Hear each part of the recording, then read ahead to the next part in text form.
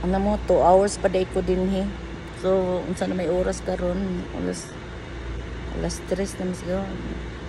Oh, anyway, ako gana ninguha jud ko og kanang trabaho nga makakwarta ko akong kagalingon ba. Dili ko magsalig sa kumbana kay kana kong bana siya gabayad tanan sa mga bayronon. Ako lang ang auto nako ug kanang insurance, car insurance, mura na nga ako. Pero usahay mo bayad ko sa among cellphone, gas, electric ana. Kung kay magba ang tigbayad man sa akong credit card nga kanang bitong mga kanang muuli ko permi. Mangutang ko no kanang mga pasalubong, charge credit card. Si Hector man ang nagabayad ana. So usahay kay di man ko bagagnaong, dili man ko mo take advantage. So mo ako yung bayaran kung nako ikabayad. Akong bayaran akong nagasto. Kay ako may nagamit ana.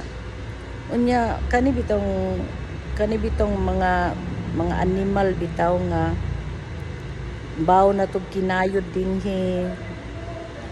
Effort na to nga mag-shopping ta para sa ilang mga pasalubong nya dili sila kabalo mo appreciate. Hatagan nimo ibaligya.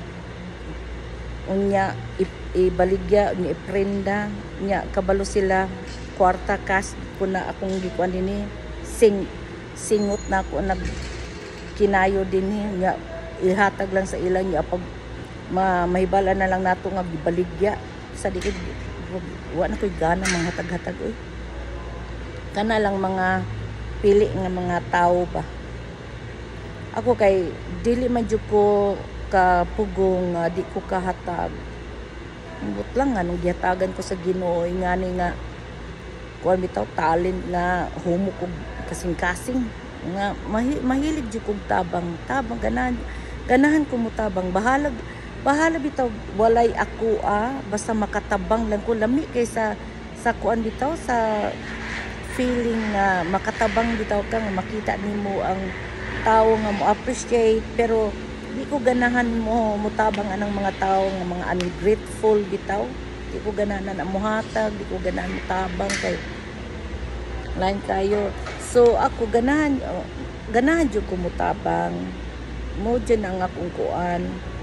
Bahalag wala koy ako basta makahatag ko ba. Nay daga nakabaluan na sa ako katurang nakaila sa ako kung unsa ang akong batasan. Buutan man ko. Pero ayaw lang ko kuana ba.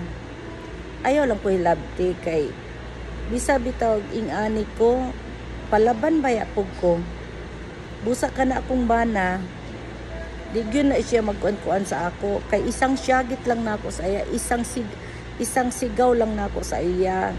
Muhilom na siya kay kabalo na siya kung di siya mo hilom kuan na kanang mag-away jud mi di jud ko papildi ano magpapildi pang ko mo kuan jud ko mo sukol jud ko kay kuan ingani pata nya dagdaogon pata buang mo no di jud ko papildi di po gumundang ug di po ko kabalos mo na kung batasan nga na dyan na busa akong bana di gyud na siya magkuan sa ako kay kabalo na siya og unsa ko ka demonyo pod di gyud na siya manguan sa ako sa isang away bisag akong mga anak akong manak kadang mag-away-away na sila magkanang barataw kanang normal naman na sa mga igsuon no nga magsungugay unya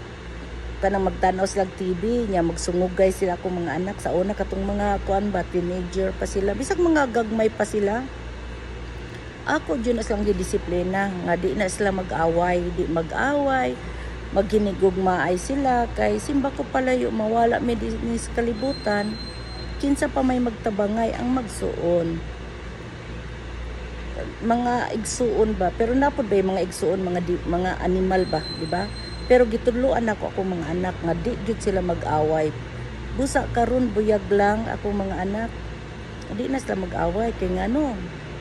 Sa una nung mga bata pa sila, si Kuya Permi akong bugbugon jud kay siya may magulang.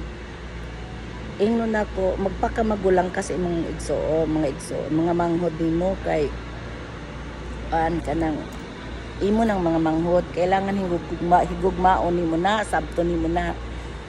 Unya kay usay mong ang namapoy manghod bitaw nga laig batasan pod, so usay mabugbog po na ako sila. Pero ang amahan dili gyud ambot lang di kabalo masuko, dili kabalo magyaw-yaw.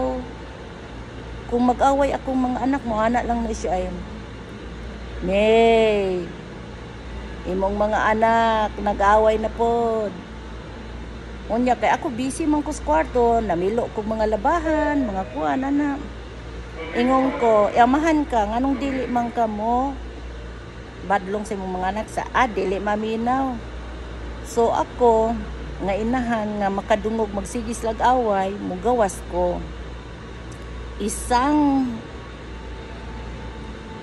sa tan-aw lang nako sa ila, hunong day na sila. Dili mo kuan, dili mo stop. Mo anak ko sa ila, di mo stop, isa lang na, isa. Unya maghilom na day na sila kay kabalo sila. Kung di sila mo stop, alam na kabalo na sila. Buak tanan ilang mga games, buak ang ilang TV. Kay ako gyud nang i-flying saucer sa ila, balibag ko gyud sa ila. Busa kabalo na sila kung unsa jud ko masuko. So kung masuko ko, hilom na pud sila. Pero ang ilang amahan, di gyud na sila maminaw kay ang amahan di man kabalong suko. So nga na pagdisiplina sa inyong mga anak. Ayaw ninyo. Akong mga anak spoiled kay sa ako kung unsay mga pangayoon nila. Bisa kung wala ko'y kwarta, ako ginong ihatag sa ila kay gusto na ko nga malipay sila ba ana. Dili ko gusto nga mabihain sila sa uban nga mga bata ana. Kung unsay lang gusto paliton ginana mo. Bisa ko mi kwarta paningwaon kay para lang mahatagan. Busa karon akong mga anak, mga buotan kaayo, mga pinalanggaon sa mga ginikanan, matinabangon si Kuya. Oh my God, si Kuya JR. Sus, kung naay kwarta na, waldas na sa amo. Bisag di na mo pangayuan, mo gasto na, mo bisita na din sa mong balay. Sus, buragog Santa Claus. Daghan kay dala, mga grocery. Unya ang akong bunsoy mo anak lang na siya sa ako. Ma'am, unsa man imong kailangan, ma'am, manana. Gusto nimo ako pamasahe kanang moadto ko Pilipinas. Ako maulaw man ko kay magsige gud ko kuan. Siya good permi ang mamasahe sa ako. Plane ticket nya makaingon lang niya kabaga banig naong ning inahana oy. Nga sige kuan.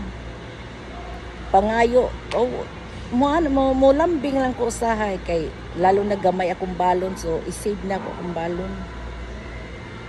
Pero mga bota na akong mga anak, si Kuya Dison, oh my God, Kuya Dison to, kung naa siya kwarta, mga na siyang ito nang ihatag iyang kwarta sa ako kay basta makapalit na sa iyang kuan, sa iyang gusto, hatag day na siya.